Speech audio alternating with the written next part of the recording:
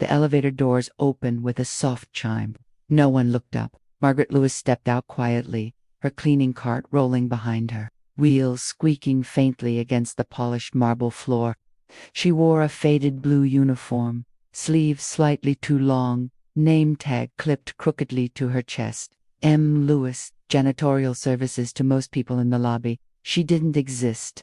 Executives in tailored suits walked past her without slowing. Laughter echoed near the reception desk as a group of managers compared golf weekends and stock bonuses. Someone brushed past Margaret's shoulder without apology. She didn't flinch.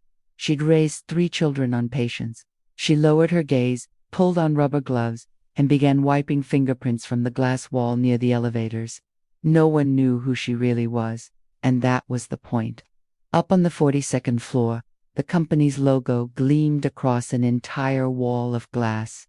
Lewis Global Solutions, a billion-dollar firm. Tech, logistics, defense contracts. A company praised publicly for diversity initiatives and inclusive culture. Its CEO, Daniel Lewis, stood at the head of the boardroom table, listening as senior executives presented quarterly projections. His expression was calm, controlled, but his mind wasn't on numbers. It was on his mother. "Are we aligned on the internal culture audit?" Daniel asked. A few executives nodded vaguely. Yes, one said. HR handles that. Daniel's jaw tightened slightly. Good. He didn't elaborate. They had no idea. 2 weeks earlier, Daniel had stood in his mother's kitchen as she folded laundry, her movements slow but steady.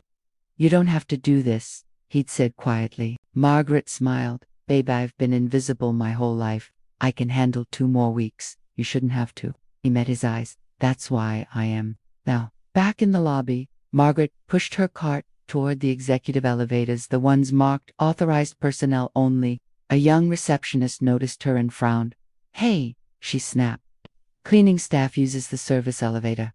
Margaret paused. "I'm scheduled to clean the executive floor." The receptionist sighed loudly, rolling her eyes.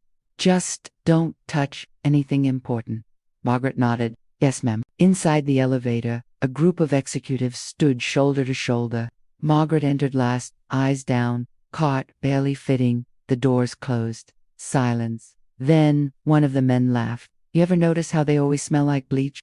Another sneaked. Margaret stared at the floor, numbers lighting up one by one, 38, 39, 40, companies going downhill. Another voice said, "Too much focus on diversity hires.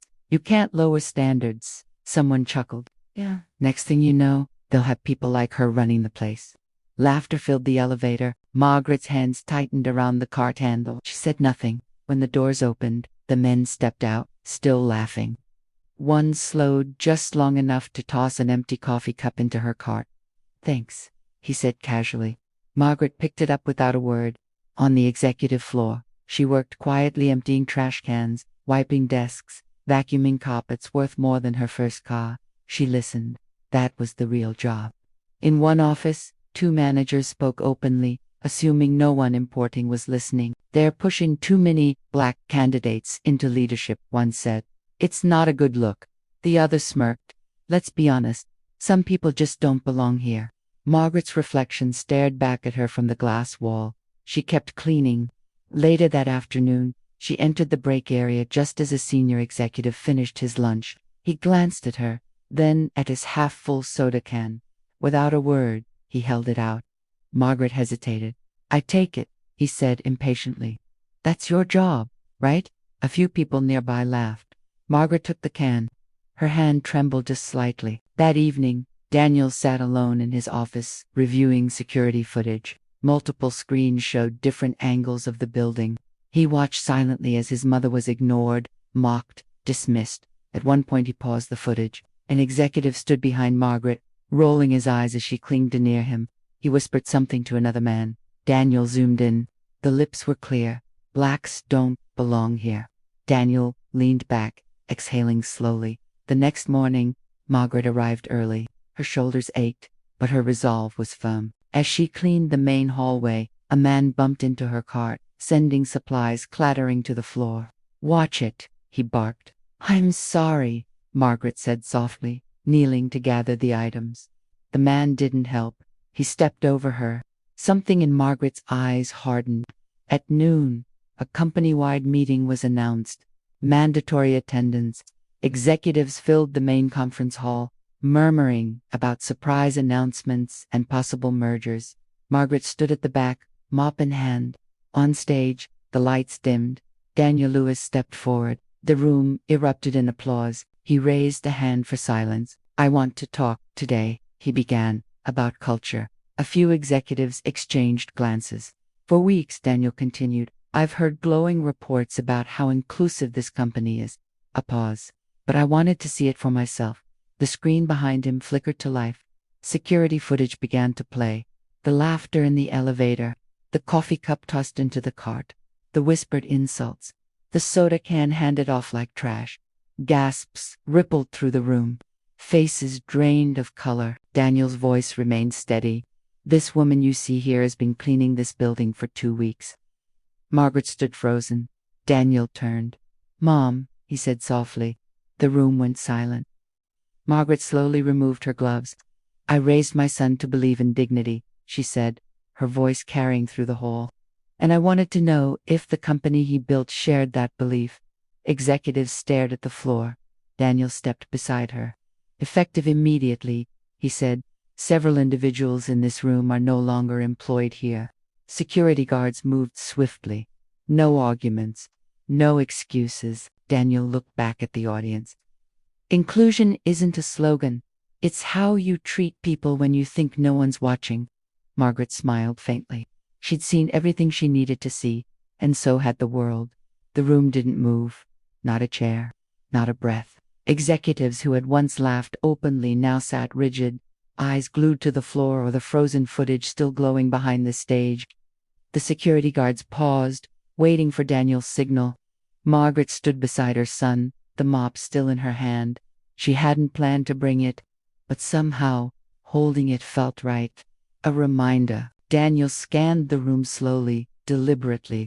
He let the silence stretch until it became uncomfortable, until it pressed against the walls like weight. "Some of you," he said, voice steady but cutting, "have worked here for over a decade." A few heads nodded cautiously. "You attended diversity trainings. You signed policy agreements. You smiled in company photos." He turned slightly, gesturing toward the screen. "And yet, when you thought Pal wasn't watching, this is who you became." The footage resumed. A different clip now. Marguerite wiping down a long conference table while 3 executives stood nearby. One leaned back in his chair, feet propped casually on the table. "Careful," the man said loudly. "Those hands don't look clean." Laughter. Another clip. An executive deliberately spilling sugar packets onto the floor just as Margaret finished mopping. "Oops," he said, smirking. "Guess you missed a spot." In the hall, a woman covered her mouth. Someone whispered, "Oh my God." Daniel paused the video. "These individuals were not caught once," he said. "They were caught consistently." The guards stepped forward again. This time, Daniel nodded. Names were read aloud, one by one. Each name landed like a gavel strike. Men and women who had once commanded entire departments now stood frozen as security approached. Some protested quietly. Others didn't even try. One executive, a man with gray at his temples, stood abruptly. "This is outrageous," he snapped. "You're ruining careers over jokes." Margaret turned to him. Her voice was calm. "You didn't joke," she said. "You practiced." The man faltered. Daniel met his gaze. "Escort him out." As security guided the man toward the exit, his confidence collapsed into panic. "You can't do this," he shouted. "This will destroy morale." Daniel didn't blink. What destroys morale is teaching people they can dehumanize others without consequence. The doors closed behind the last executive. The room was half empty now. Those who remained sat straighter, quieter, smaller. Daniel exhaled.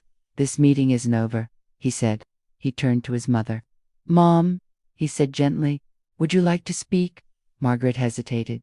She hadn't rehearsed anything, but she had lived everything. She stepped forward slowly, setting the mop aside. "When I was younger," she began, "I cleaned offices like this every night." Her voice was soft, but it carried. "I watched men walk past me who made more money in a month than I did in a year. Some were kind, many weren't." She looked around the room. They didn't know my name. They didn't care. She paused. But what hurt most wasn't the disrespect, she continued. It was the assumption that I didn't notice. She lifted her chin. I noticed everything. Silence wrapped around the room. You assumed I was invisible, Margaret said. That I didn't matter, that I didn't belong. Her eyes flicked briefly to the company logo behind her. But I belong everywhere my dignity stands. Several employees wiped their eyes. Margaret turned back to Daniel. I'm done now, she said. Daniel nodded. But the story wasn't done with them. Within hours, footage of the meeting leaked. Not from Daniel, not from Margaret, from someone who finally understood what accountability looked like. The headline exploded across social media. Black CEO's mother goes undercover, company exposed. View counts skyrocketed. Comments sections ignited. Former employees came forward with their own stories. Patterns emerged. By morning, the board convened an emergency session. Investors called. Partners paused contracts. Daniel sat at the head of the table, composed. This isn't a crisis, he said. It's a correction. By week's end, mandatory restructuring began. Leadership roles were reassigned. Training programs were rewritten, this time led by people who had lived the consequences of silence. Margaret returned to her normal life, but normal didn't feel the same anymore. At the grocery store, a young woman stopped her. Are you her? She asked. Margaret smiled gently. I clean floors. The woman shook her head. No, you changed things. Margaret thought about that later, sitting on her porch as the sun dipped below the horizon. She hadn't raised her voice. She hadn't demanded revenge. She had simply allowed people to reveal themselves. And that, she realized, was power. Weeks later, Daniel and Margaret walked through the company lobby together. Employees nodded respectfully. Some smiled. Others looked far. Daniel glanced at his mother. You okay? She nodded. I always was, she said. I just needed the truth to be seen. As they exited the building, Margaret glanced back once. At the floors she had cleaned. At the walls that had listened. At the truth that could no longer hide. And for the first time, she walked away knowing they would never look at invisible people the same way again.